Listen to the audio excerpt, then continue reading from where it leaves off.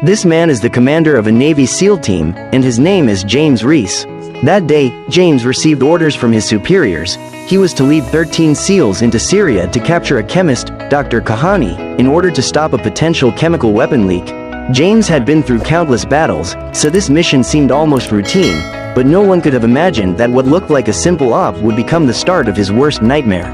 After carefully planning the operation, James led his team into action that night, but as soon as they moved in on the target, they were ambushed. The enemy seemed to know their plan in advance and had set up multiple traps along their route. Surrounded and outgunned, James's team suffered devastating casualties. Backup finally arrived and pulled James and the few remaining survivors back to safety.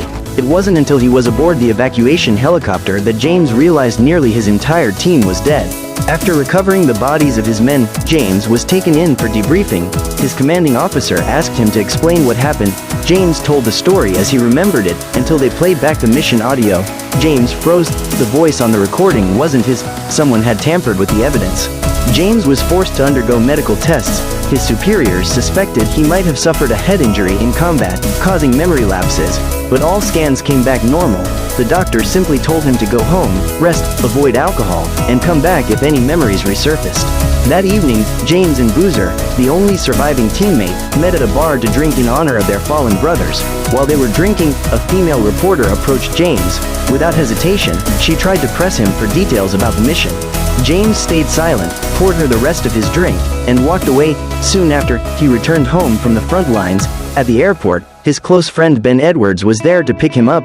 On the drive, James told Ben about the strange inconsistencies in the mission. Ben offered a few words of comfort, and soon James was back home safe. He thought he could finally relax and spend some quiet time with his family, but instead, he would end up bringing them a nightmare. The next morning, James received a phone call that changed his life forever. After hanging up, he rushed to Boozer's house. There, federal agents told him Boozer had taken his own life. That's impossible. He was fine yesterday. How could he have shot himself? Yesterday? Yes, we were together. He was perfectly fine. The agent replied, according to the coroner, he died the night before last. There's no way you saw him last night.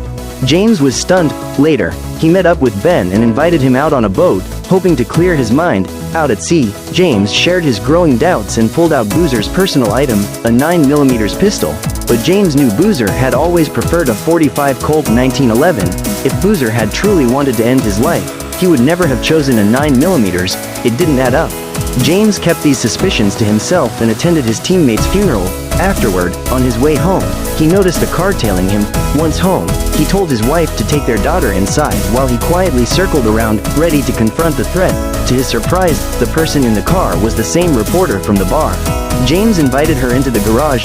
Katie, the reporter, thought he was agreeing to an interview.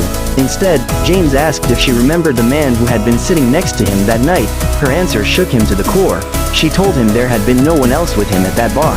She handed James the autopsy report on Boozer, which confirmed that Boozer had died before the night James thought they were drinking together. Before she could say more, James ordered her to leave. She left her business card and walked out. James stared at the report, his mind spinning. One moment he clearly remembered drinking with Boozer. The next, the seat beside him was empty.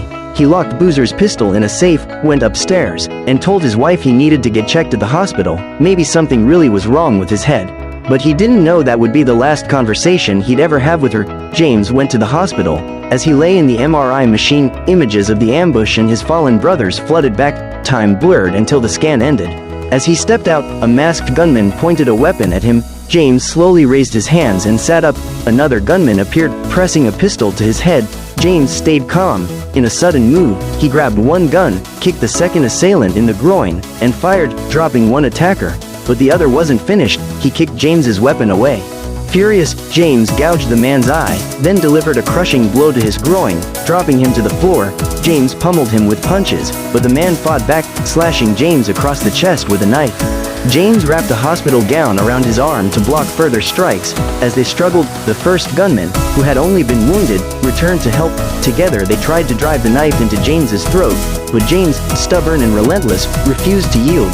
He twisted one attacker's arm, forcing him to stab himself, then slammed him down and bit into his wrist. The man screamed and dropped his weapon.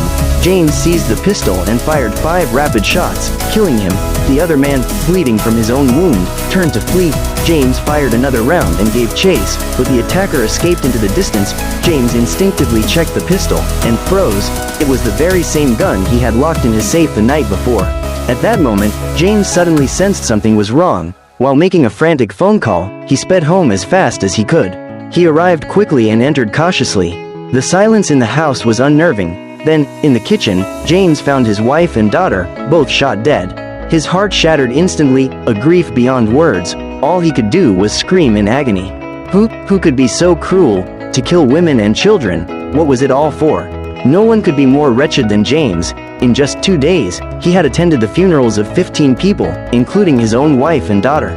Burying his sorrow deep inside, James laid his family to rest. He swore that no matter who was behind this, they would pay in blood. After the funeral, he sat for hours at their graves, unable to leave. That night, he wandered the house in a daze, sitting alone in the kitchen or staring at a crayon drawing of their family on his daughter's bedroom wall, lost in memories. It was unimaginable, one happy family destroyed overnight. At dawn, NCIS agents knocked on James's door. When he saw the lead agent, James suddenly remembered, this was the same man who handled Boozer's case. The agent got straight to the point. He wanted to inspect James's gun safe. James let him in and opened it. After examining it, the agent asked, who knows the combination to this safe? Only my fingerprint can open it, so no one else could have accessed the weapons. Unless they used some high-tech method to steal them. The agent began to press further, but James snapped. He pointed at the agent and yelled, accusing NCIS of being useless, wasting time, harassing a victim instead of hunting the killers. He insisted again that Boozer's death was no accident. The agent didn't argue. He calmly reassured James and left. Later, Katie and the same agent went to the hospital to check the scene. The agent told Katie that he had been the first to arrive after the incident.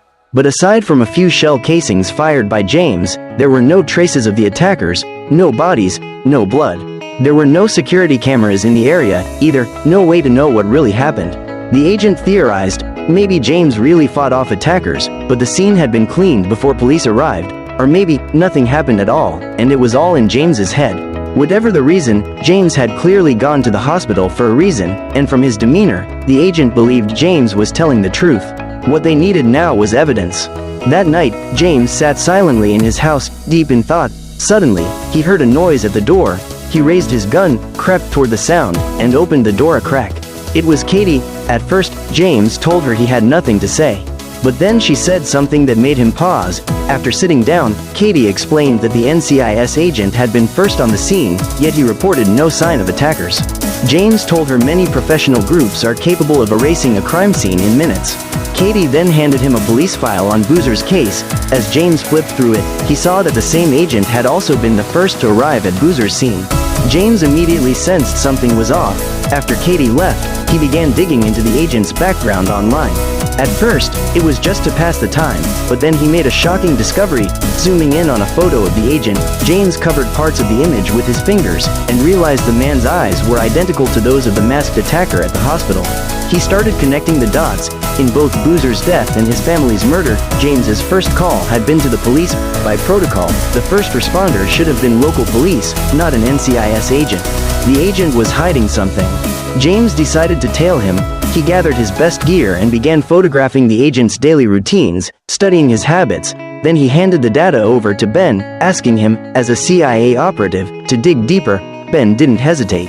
James didn't rest. While the agent was at work, he slipped into his apartment. After making sure it was safe, he plugged a hard drive into the agent's computer and copied all the data. When finished, he placed everything back exactly as it was and slipped out unnoticed. That night, James waited anxiously. Ben arrived at his door. The moment he stepped in, Ben shared his discovery. 2 days before James's family was killed, the agent had pulled James's personal records from a database. The agent was very likely the culprit. Ben then handed James a package. Inside was one of John Wick's favorite pistols, Ben's way of helping James get revenge for his family and fallen brothers. Late that night, James became a shadow in the dark. He scaled walls and rooftops, slipping into the agent's apartment without a sound. He approached the bed, first pocketing the gun under the agent's pillow, then shoving a thick suppressor into the agent's mouth. He ordered the agent to show his hands. After checking and finding no wounds, James knew he wasn't the masked man, but he certainly knew something. Under interrogation, the agent gave up a name, Saul Agnon. The agent said only that money had been wired to his account and he was following orders. James froze for a split second. The agent seized the moment to fight back, but James immediately put a bullet in him. The agent died on the spot. James staged the scene to look like an accident and vanished into the night. Next on the list was Saul. With the name in hand, James searched online and found another lead, Capstone Industries. He vowed to strike back. Everyone involved would be marked for death. First, he gathered all his weapons, passports, cash, handguns, an M4, even a sniper rifle. He packed everything into his vehicle, turning it into a mobile armory. Then, he set up a meeting with Katie. The two met at a crowded restaurant. As soon as they sat down, James urgently asked the reporter if she had ever heard of Saul or Industries. Katie watched James speak so frantically he was practically spitting, but she stayed in her seat. Then she pulled James's medical report from her bag. James stared at the results in shock. The scan showed a tumor in his brain. His head spun. Katie told him he was sick, that everything he'd been experiencing was just hallucinations, and that maybe he was the one who had caused all this. But at that moment, James noticed a suspicious man nearby. He abruptly cut Katie off and told her to come with him. Katie was now convinced James was ill, but for the sake of the investigation, she followed him outside. As they ran, James told her they might be under surveillance. Katie was skeptical, but as soon as they got in the car, James saw in the rear-view mirror that the suspicious man had also started his engine. James slammed the accelerator. The cars collided with a violent crash. He told Katie to stay still, then opened the door to step out. Just as he set foot on the ground, a bullet whizzed past from behind. James didn't make mistakes. He dropped the man with a single shot. After confirming the man was dead, James searched his car and found a stack of documents. Back in his own car, he handed the file to Katie. When she saw a dossier on James himself, she realized everyone had been wrong about him. James looked at her and asked, "Do you still think I'm losing my mind?" They quickly withdrew to a nearby parking lot. After switching vehicles, James handed Katie a pistol for protection. Before they parted, Katie asked for more details about Capstone Industries and promised she would help investigate. Then they went their separate ways. In a remote safe house, James met with Ben. He handed over the documents on Saul and waited for good news. Ben appeared at a golf course where Saul was playing. After weeks of surveillance, he finally tracked him down. Late at night, Saul returned from a party and began his nightly routine. While brushing his teeth, he heard music playing in his bedroom. Cautiously, he stepped into the room. Suddenly, a large figure loomed behind him. James slipped a plastic bag over Saul's head and bound him with rope. Saul quickly passed out from lack of air. When he came to, he found himself naked and tied to a chair, with James standing over him.